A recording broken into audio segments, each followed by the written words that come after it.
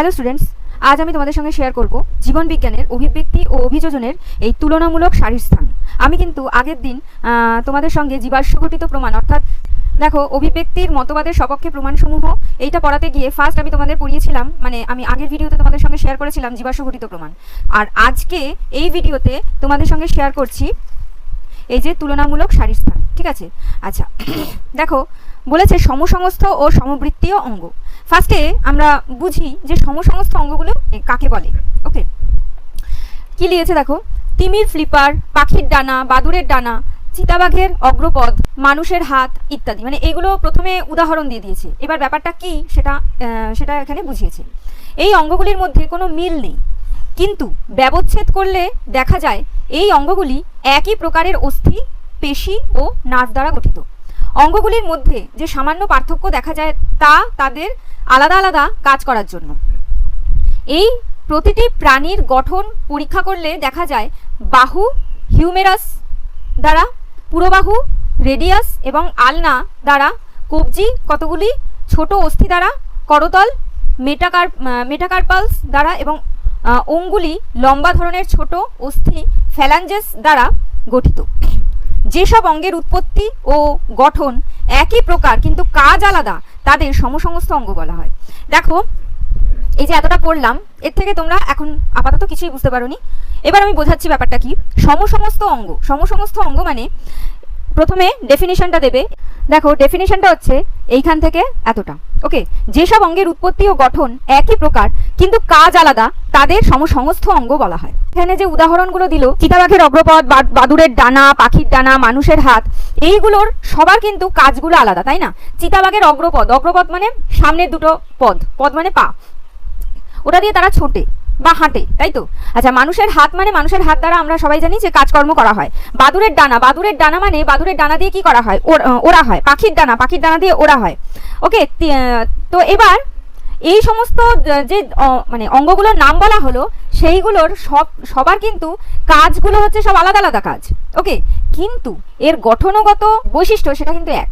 অর্থাৎ এখানে দেখো বলা হয়েছে এই অঙ্গগুলির মধ্যে কোনো মিল নেই, ঠিক আছে, কিন্তু ব্যবচ্ছেদ করলে দেখা যায়, ব্যবচ্ছেদ মানে এগুলোকে আর কি কাটলে, ঠিক আছে, কাটলে দেখা যাবে যে অঙ্গগুলির একই প্রকারের অস্থি, পেশি ও নার্ভ দ্বারা গঠিত। এই যে মানুষের হাত, চিতাবাঘের অগ্রপদ, বাদুড়ের ডানা, হ্যাঁ, পাখির ডানা, এইগুলো সব রকম মানে সবগুলোই একই প্রকারের অস্থি, পেশি আর নার্ভ দ্বারা কিন্তু গঠিত, মানে গঠনগতভাবে সেম কিন্তু কার্যগতভাবে আলাদা। সেই ধরনের অঙ্গগুলোকে সমসংস্থ অঙ্গ বলা হয়। ঠিক আছে, এইখানে বলছে যে অঙ্গগুলির মধ্যে যে সামান্য পার্থক্য দেখা যায় তা তাদের আলাদা আলাদা কাজ করার জন্য। হ্যাঁ, এই প্রতিটি প্রাণীর গঠন পরীক্ষা করলে দেখা যায় বাহু হিউমেরাস দ্বারা, পুরোবাহু রেডিয়াস এবং আলনা দ্বারা, কবজি কতগুলি ছোট অস্থি দ্বারা, করতল মেটাকার্পালস দ্বারা এবং অঙ্গুলি লম্বা ধরনের ছোট ছোট অস্থি ফ্যালাঞ্জেস দ্বারা গঠিত।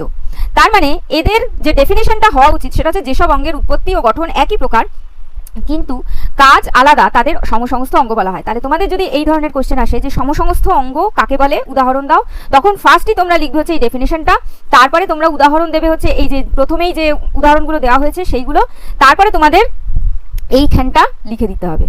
ওকে, এইখানে যেভাবে দেওয়া আছে সেইভাবে কিন্তু তোমরা লিখবে না। ফার্স্ট তোমরা দেবে ডেফিনেশন, তারপর তোমরা দেবে এক্সাম্পল, উদাহরণ, তারপরে তোমরা দেবে হচ্ছে এখানে একটুখানি ব্যাখ্যা করা আছে ব্যাপারটা কি, ঘটনাটা কি, এই জায়গাটা সেইটা তোমাদের বলতে হবে। ওকে, এরপরে চলে আসছি বিবর্তনগত গুরুত্ব। গঠনের সাদৃশ্য প্রমাণ করে যে এইসব প্রাণীরা একই ধরনের পূর্বপুরুষ থেকে উৎপন্ন হয়েছে। বিভিন্ন জীব প্রজাতিতে প্রাপ্ত সমসংস্থ অঙ্গ অর্থাৎ অভ্যন্তরীণ গঠন সাদৃশ্যযুক্ত সমরূপ অঙ্গ সৃষ্টির ঘটনাকে হোমোলজি বলে। এখানে কিন্তু কোশ্চেন আছে হোমোলজি কাকে বলে। অপসারী অভিব্যক্তির কারণে সমসংস্থ অঙ্গ গঠিত হয়। কিসের জন্য সমসংস্থ অঙ্গ গঠিত হয় না? অপসারী অভিব্যক্তি, অপসারী অভিব্যক্তির কারণে সমসংস্থ অঙ্গ গঠিত হয়। ওকে, আচ্ছা এইবার তোমাদের বলা হয়েছে যে উদ্ভিদের সমসংস্থ অঙ্গের উদাহরণ। দেখো ওই আগে প্রথমে আমরা যেটা পড়লাম সেইগুলো কিন্তু উদাহরণ হচ্ছে সমস্তগুলো প্রাণীদের সমসংস্থ অঙ্গের উদাহরণ পড়েছি। এবার তোমাদের বলতেই পারে যে উদ্ভিদের কিছু সমসংস্থ অঙ্গের উদাহরণ দাও, তখন এখানে দেখো সমস্ত উদাহরণগুলো দেওয়া আছে। শল্কপত্র এবং কণ্টক উভয়ই পাতার রূপান্তর, মানে কোনো কোনো গাছের শল্কপত্র, কোনো গাছের কাঁটা, ঠিক আছে। আমরা সবাই জানি যে মরুভূমি অঞ্চলে পাতার মধ্যে মানে পাতায় কাঁটা দেখা যায়, তাই তো। তো সেই সবকিছুই কিন্তু পাতার রূপান্তর, মানে পাতাটা পরিবর্তিত হয়ে কিছু কিছু জায়গায় শল্কপত্র হয়েছে, কিছু কিছু জায়গায় কাঁটায় পরিণত হয়েছে। ওকে, কিন্তু তাদের গঠন ও কাজ কিন্তু আলাদা, মানে শল্কপত্রের কাজ আলাদা, কণ্টকের কাজ আলাদা, কিন্তু গঠনগত দিক থেকে এরা সেম। এরা কার রূপান্তর? এরা হচ্ছে পাতার রূপান্তর, মানে গাছের যে পাতা তার রূপান্তর। আচ্ছা, যেমন পেঁয়াজের শল্কপত্র পুরু ও মাংসল এবং খাদ্য সঞ্চয় করে রাখে। ওকে, এই জায়গাটা হচ্ছে, এটা হচ্ছে পেঁয়াজের শল্কপত্র, যে জায়গাটা আমরা খাই, ঠিক আছে। আচ্ছা, এবার বলেছে অপরপক্ষে ক্যাকটাসের পত্রকণ্টক রক্ষণাত্মক অঙ্গ, মানে এই যে ক্যাকটাসের যে ওই কাঁটাগুলো রয়েছে সেগুলো কিন্তু মেনলি ওরা আত্মরক্ষার জন্য ব্যবহার করে। এবার 2 নম্বর কি বলেছে, আঙুরলতার আকর্ষ এবং বইচি গাছের কণ্টক উভয়ই অগ্রমূল থেকে উৎপন্ন হয়েছে, কিন্তু তাদের কাজ আলাদা। ওকে, আর তাহলে তোমাদের সমস্ত অঙ্গের মধ্যে কিছু ফুটনোট আছে, সেই ফুটনোটগুলো আমি একবার দেখিয়ে দিই। বলছে অপসারী বিবর্তন।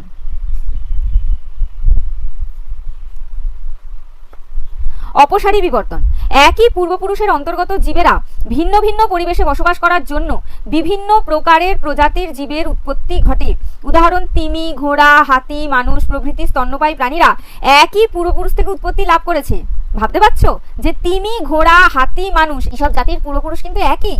ওকে, সাধারণ পূর্বপুরুষ থেকে, মানে যে পূর্বপুরুষটা আমার মানে থেকে আমরা উৎপত্তি হয়েছি, এই যে আমরা এই এতগুলো উৎপত্তি হয়েছি, ভিন্ন ভিন্ন পরিবেশে অপসারী বিবর্তনের ফলে সৃষ্ট ভিন্ন ভিন্ন উত্তর পুরুষদের মধ্যে অঙ্গের কার্যগত পার্থক্য সৃষ্টি হয়। মানে এই জায়গা থেকে সবাই আমরা উৎপত্তি লাভ করেছি, ঠিক আছে।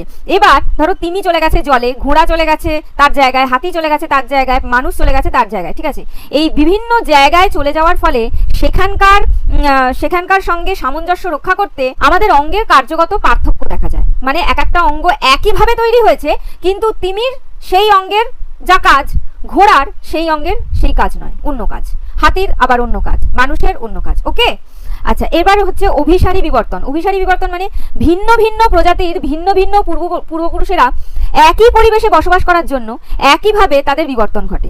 উদাহরণ কি, বাদুড় ও পাখিরা আকাশে উড্ডয়নের জন্য বিবর্তিত হলেও তাদের পূর্বপুরুষ কিন্তু আলাদা।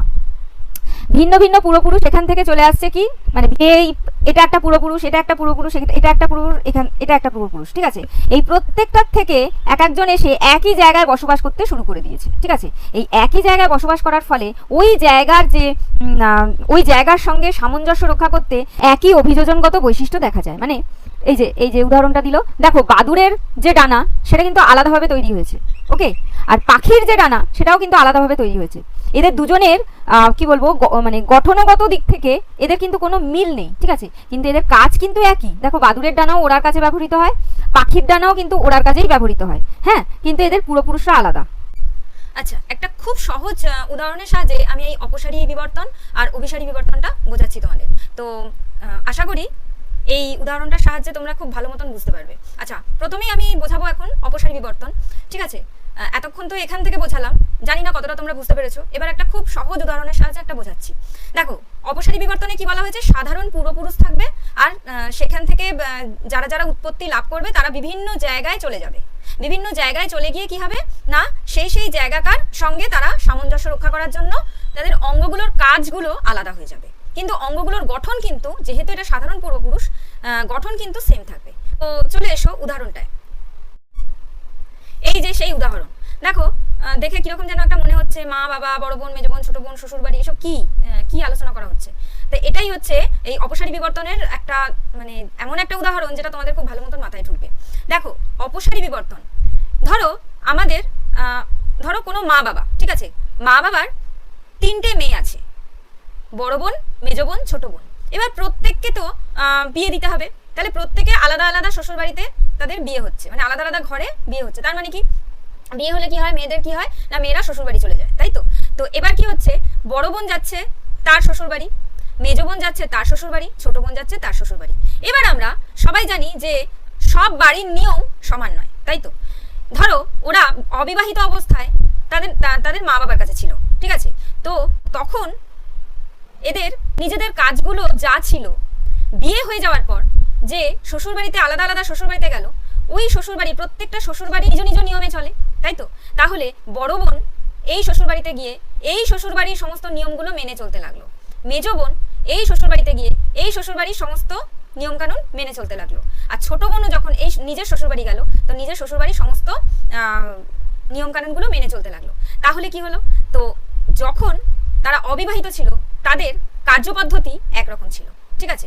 এবার যখনই বিয়ে হয়ে গিয়ে অন্য অন্য বাড়িতে চলে গেল, ঠিক আছে, তখন কি হলো, তাদের কার্যপদ্ধতি কিন্তু তারা যে কার্যপদ্ধতিটা আগে করতো তার থেকে কিন্তু অনেক ক্ষেত্রে আলাদা হয়ে গেল, তাই তো। তাহলে এটাই বলছে অপসারী বিবর্তন, মানে সাধারণ পূর্বপুরুষ সেখান থেকে যারা উৎপত্তি লাভ করেছে, যেমন ধরো আমরা কি কি বললাম, তিমি, ঘোড়া, হাতি, মানুষ, ঠিক আছে। ধরো এটা তিমি, এটা ঘোড়া, এটা হাতি, এখানে মানুষ, প্রত্যেক অন্য অন্য পরিবেশে গিয়ে তাদের জীবনযাপন শুরু করলো।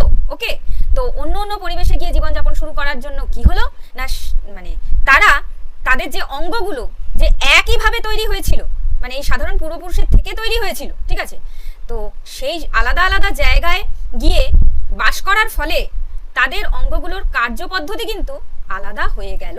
এটাই হচ্ছে অপসারী বিবর্তন। নিশ্চয়ই এবার মাথায় ঢুকেছে, আমার তো তাই মনে হয়। এবার আমি আলোচনা করব অভিসারী বিবর্তন। আচ্ছা, অভিসারী বিবর্তনে কি বলেছে না, ভিন্ন ভিন্ন পূর্বপুরুষ থাকবে, সেখান থেকে এক একজন করে চলে আসবে একই পরিবেশে। এর ফলে কি হবে, ভিন্ন ভিন্ন পূর্বপুরুষ থেকে যারা এসছে তাদের অঙ্গগুলোর গঠন ভিন্ন ভিন্নই হবে ন্যাচারালি, তাই তো।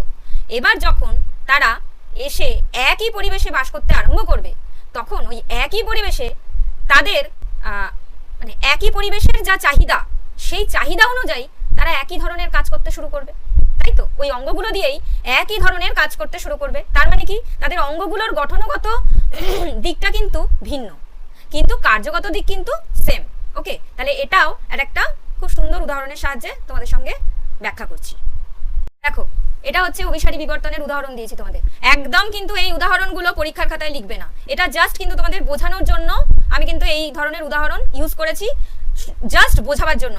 একদম এই সমস্ত উদাহরণ পরীক্ষার খাতায় লিখবে না, পরীক্ষার খাতায় বইতে যা আছে সেই রকমই লিখবে। ওকে, তো দেখো এখানে আছে বড় বউয়ের বাপের বাড়ি, মেজো বউয়ের বাপের বাড়ি আর ছোট বউয়ের বাপের বাড়ি। তার মানে তিনটে আলাদা আলাদা জায়গা, তাই তো। বড় বউয়ের বাপের বাড়ির সঙ্গে নিশ্চয়ই মেজো বউয়ের বাপের বাড়ির কি বলবো কার্যপদ্ধতি সেম হবে না, তাই তো। আবার মেজো বউয়ের বাপের বাড়ির সঙ্গে ছোট বউয়ের বাপের বাড়ির কার্যপদ্ধতি নিশ্চয়ই সেম হবে না, তাই তো। তাহলে আবার বড় বউ আর ছোট বউয়ের বাপের বাড়ির মধ্যে কার্যপদ্ধতি সেম হবে না, ক্লিয়ার। তাহলে এটা হচ্ছে আলাদা আলাদা তিনটে বাপের বাড়ি। এবার এই জায়গা থেকে এক মেয়ে চলে এলো এই বাড়িতে, কোন বাড়িতে না, শ্বশুর বাড়িতে বিয়ে করে চলে এলো, মানে এই বাড়ির তিন ছেলে, বড় ছেলের সঙ্গে বড় বউয়ের বিয়ে হলো, মেজো ছেলের সঙ্গে মেজো বউয়ের বিয়ে হলো, আর ছোট ছেলের সঙ্গে ছোট বউয়ের বিয়ে হলো। তা তারা চলে এলো কোথায়, একটাই বাড়িতে। এবার তারা চলে এলো বড় বউ, মেজো বউ আর ছোট বউ হিসাবে, ঠিক আছে। এবার বড় বউয়ের বাপের বাড়িতে যা যা ওরা নিয়মকানুন বা কার্যপদ্ধতি মেনে চলে এসছে এতদিন, তা নিশ্চয়ই এই বাড়িটার সঙ্গে সমান হবে না, তাই তো।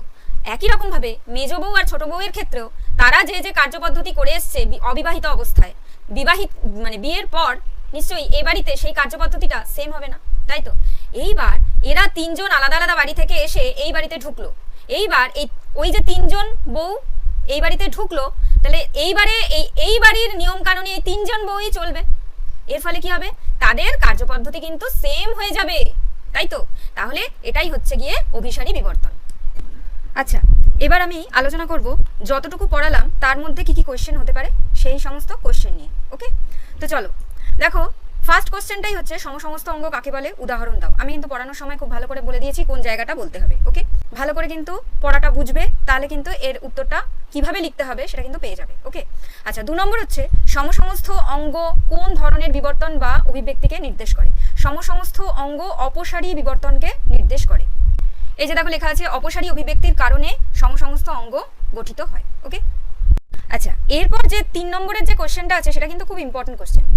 বলেছে যে দুটি অন্তর্গঠনগত বৈশিষ্ট্যের ভিত্তিতে তিমির, ফ্লিপার আর পাখির ডানাকে সমসমস্ত অঙ্গ বলে বিবেচনা করা হয় তা উল্লেখ করো। মানে তোমাদের কিন্তু এখানে ডাইরেক্ট কোশ্চেন করেনি, একটু ইনডাইরেক্ট কোশ্চেন করেছে, মানে তোমাকে উদাহরণ থেকে কিন্তু কোশ্চেনটা করেছে তিমির, ফ্লিপার আর পাখির ডানাকে কেন সমসমস্ত অঙ্গ বলা হয়। মেইন কথা হচ্ছে এটা, এইভাবেও কিন্তু কোশ্চেনটা আসতে পারে। ওকে, যে তিমির, ফ্লিপার এবং পাখির ডানাকে সমসমস্ত অঙ্গ কেন বলে। ওখানে আরো যে কটা উদাহরণ রয়েছে, কি কি আছে আরো, যে চিতাবাঘের পদ, মানে অগ্রপদ ছিল, চিতাবাঘের অগ্রপদ, তারপর মানুষের হাত, এদেরকে কেন সমসমস্ত অঙ্গ বলা হয়। অথবা এই ধরনের কোশ্চেন করে এই তিমির ফ্লিপার আর পাখির ডানাকে বাদ দিয়ে এটাও বলতে পারে যে চিতাবাঘের অগ্রপথ আর মানুষের হাতকে সমস্ত অঙ্গ বলে বিবেচনা করা হয়, কেন তা উল্লেখ করো। ওকে, আমি এই কোশ্চেনের উত্তরটা ঠিকঠাকভাবে লিখিয়ে দিয়েছি, ঠিক আছে? ঠিক যেমনভাবে লিখতে হবে সেইভাবেই কিন্তু আমি এখানে লিখে দিয়েছি। অবশ্যই তোমরা এই লেখাটাকে কিন্তু অবশ্যই খাতায় নোট করে নেবে। দেখো, ফার্স্টেই বলতে হবে সমস্ত অঙ্গ কাকে বলে, ঠিক আছে? যেসব অঙ্গের উৎপত্তি ও গঠন একই প্রকার কিন্তু কাজ আলাদা তাদের সমস্ত অঙ্গ বলে। ওকে, তারপর বলেছি তিমির ফ্লিপার, মানে যেহেতু কোশ্চেনের মধ্যে এই দুটো উচ্চারণ করে, মানে এই দুটো মেনশন করে দিয়েছে যে তিমির ফ্লিপার আর পাখির ডানা, সেজন্য কিন্তু আমি এই দুটোই মেনশন করেছি এখানে। তিমির ফ্লিপার ও পাখির ডানা দুটি সমস্ত অঙ্গ। কারণ এখানে এবার আমি মানে ব্যাখ্যা করেছি। গঠনগত মিল, হ্যাঁ, সমস্ত অঙ্গ হলে তো গঠনগত মিলটা হয়, তাই তো? তা গঠনগত মিলে আমি কি লিখেছি দেখো, তিমির ফ্লিপার ও পাখির ডানা উভয় একটি মূল হাড় হিউমেরাস এবং দুটি ছোট হাড় রেডিয়াস ও আলনা, ঠিক আছে? মূল হাড়ের নাম কি? হিউমেরাস। খুব ভালো করে কিন্তু এই হাড়গুলোর নাম মুখস্থ করতে হবে, এটা কিন্তু লিখতেই হবে, ঠিক আছে? এইগুলো যে কটা হাড়ের নাম লিখে দিয়েছি এটা কিন্তু তোমাদের বইতেই আছে, আমি একদম গুছিয়ে লিখে দিয়েছি, ঠিক আছে, এই কোশ্চেনের আনসারটা। আচ্ছা, মূল হাড়ের নাম হচ্ছে হিউমেরাস, দুটো ছোট ছোট হাড়ের নাম হচ্ছে রেডিয়াস ও আলনা, ঠিক আছে? আচ্ছা, কবজি মানে এই যে হাতের যে কবজিটা হয় সেই কবজি, ঠিক আছে? কবজিতে থাকা ছোট হাড় হচ্ছে কার্পালস। করতল মানে এই যে এখানে করতলে থাকা মেটাকার্পালস ও আঙ্গুলে থাকা ফ্যালাঞ্জেস দ্বারা গঠিত। মানে এই যে তিমির ফ্লিপার আর পাখির ডানা এই হাড়গুলো দিয়ে গঠিত, এবং মানুষের হাতও কিন্তু এই হাড়গুলো দিয়েই গঠিত, ঠিক আছে? চিতাবাঘের অগ্রপথ কিন্তু এই হাড়গুলো দিয়েই গঠিত। কাজেই তোমাকে এই জিনিসটাই লিখতে হবে, যাই উদাহরণ দিক না কেন, মানে তিমির ফ্লিপার, পাখির ডানা, বাঘের অগ্রপথ, তারপরে মানুষের হাত, এইগুলো এর মধ্যে যাই উদাহরণ দিক না কেন তোমাকে এই জিনিসগুলোই লিখতে হবে। এরপর লিখেছি কার্যগত বৈসাদৃশ্য, ঠিক আছে? মানে ওই উত্তর চলছে কিন্তু, ঠিক আছে? তিমির ফ্লিপার তিমিকে সাঁতার কাটার সময় দিক পরিবর্তন করতে এবং ভারসাম্য বজায় রাখতে সাহায্য করে। আচ্ছা, তোমরা এবার জিজ্ঞেস করতে পারো যে তিমির ফ্লিপার মানে কি? তিমির ফ্লিপার হচ্ছে তিমি মাছের বক্ষ পাখনা, ঠিক আছে? মাছের তো অনেক ধরনের পাখনা আছে, তোমরা জানো 7 ধরনের পাখনা আছে, তার মধ্যে বক্ষ পাখনাটাকে বলা হয় ফ্লিপার। আর এটা কি করতে সাহায্য করে না? সাঁতার কাটার সময় দিক পরিবর্তন করতে আর ভারসাম্য বজায় রাখতে, মানে তিমি মাছের যে জলের মধ্যে যে ভারসাম্যটা বজায় থাকছে সেইটাতে সাহায্য করে। আর অপর দিকে কি হয় না, পাখির ডানা পাখিকে অবশ্যই বুঝতে পারো, জানো যে আকাশে উঠতে সাহায্য করছে, ঠিক আছে? আচ্ছা, এর পরের কোশ্চেন দিয়েছি 4 নম্বর, হোমোলগি কাকে বলে? এই যে হোমোলগি, দেখো, গঠনের সাদৃশ্য প্রমাণ করে যে এইসব প্রাণীরা একই ধরনের পূর্বপুরুষ থেকে উৎপন্ন হয়েছে। বিভিন্ন জীব প্রজাতিতে প্রাপ্ত সমস্ত অঙ্গ অর্থাৎ আভ্যন্তরীণ অঙ্গ সাদৃশ্যযুক্ত সমরূপ অঙ্গ সৃষ্টির ঘটনাকে হোমোলগি বলে। তোমাদের আনসারটা এইখান থেকে লিখতে হবে, এই যে বিভিন্ন, এখান থেকে বিভিন্ন জীব প্রজাতিতে প্রাপ্ত সমস্ত অঙ্গ অর্থাৎ আভ্যন্তরীণ গঠন সাদৃশ্যযুক্ত সমরূপ অঙ্গ সৃষ্টির ঘটনাকে হোমোলগি বলে। এতটা, ওকে? পরের কোশ্চেন, উদ্ভিদের সমস্ত অঙ্গের উদাহরণ দাও। এই যে উদ্ভিদের সমস্ত অঙ্গের উদাহরণ, এই জায়গাটা পুরোটা হবে আমি পড়ানোর সময় খুব ভালো করে বুঝিয়ে দিয়েছিলাম। লাস্ট বলা হয়েছে, লিখেছি যে 6 নম্বর হচ্ছে অপসারী বিবর্তন এবং অভিসারী বিবর্তন বলতে কি বোঝো? দেখো, এই জায়গাটা হবে, এইটা খুব ভালো করে এই জায়গাগুলো মুখস্থ করে নেবে। এবার আমি চলে আসছি তোমাদের অনুশীলনীতে।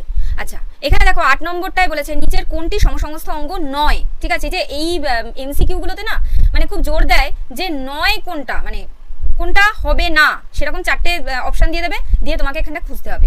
দেখো 1 নম্বর অপশনে দিয়েছে পাখির ডানা, ঘোড়ার অগ্রপথ, মানুষের হস্ত। এটা তো আমরা উদাহরণেই পড়েছি, এটা হচ্ছে সমস্ত অঙ্গ, ঠিক আছে? আচ্ছা, বিটা বলেছে আদা, আলু, ওল, হলুদ। এটা তোমরা জানো কিছু ব্যাপারটা জানো, কিন্তু এখানে বইতে কোনো উদাহরণ নেই, কিন্তু তাও তোমাদের কমন সেন্স দিয়ে এটা কিন্তু বিচার করতে হবে, কারণ আদা, আলু, ওল, হলুদ এগুলো সবই হচ্ছে উদ্ভিদের কাণ্ড, ঠিক আছে? কিন্তু এরা কিন্তু আলাদা ভাবে আমরা, মানে এদেরকে সবাইকে আলাদা ভাবে কিন্তু আমরা ব্যবহার করি, তাই না? তো আদা, আলু, ওল, হলুদ এইগুলো সবই হচ্ছে গাছের কাণ্ডের পরিবর্তিত রূপ, ঠিক আছে? তাহলে এটাও সমস্ত অঙ্গ হচ্ছে, ঠিক আছে? আচ্ছা, 3 নম্বর বলেছে পতঙ্গের ডানা, পাখির ডানা, বাদুড়ের ডানা। আর 4 নম্বর বলেছে ব্যাঙের অগ্রপদ, পাখির ডানা, তিমির পাখনা। এইটাও কিন্তু সমস্ত অঙ্গ। তাহলে কোনটা সমস্ত অঙ্গ নয় না পতঙ্গের ডানা? পতঙ্গের ডানা তোমরা দেখেছো, পাখির ডানা তোমরা দেখেছো, বাদুড়ের ডানা তোমরা দেখেছো। এইগুলো কিন্তু এদের কিন্তু গঠনগত সাদৃশ্য এক নয়, কিন্তু কাজটা এক। কাজ কেন এক না, এই 3টে জিনিসই ওড়ার কাজে ব্যবহৃত হয়, তাই না? কিন্তু এদের গঠনগত যে সাদৃশ্য সেটা কিন্তু নেই, ঠিক আছে? মানে এরা গঠনগতভাবে ভিন্ন, ঠিক আছে? তাহলে অপশনটা হবে সি। এরপর চলে আসছি হচ্ছে কোশ্চেন নাম্বার 22, সমস্ত অঙ্গ গঠিত হয় কি কারণে? এটা খুব ভালো করে তোমরা জানো কি কারণে হবে। অপসারী অভিব্যক্তির কারণে, না অভিসারী অভিব্যক্তির কারণে, না অপসারী ও অভিসারী উভয়েরই কারণে, আর কোনোটিই ঠিক নয়। এটা হবে অপশন নাম্বার এ, অপসারী অভিব্যক্তির কারণে।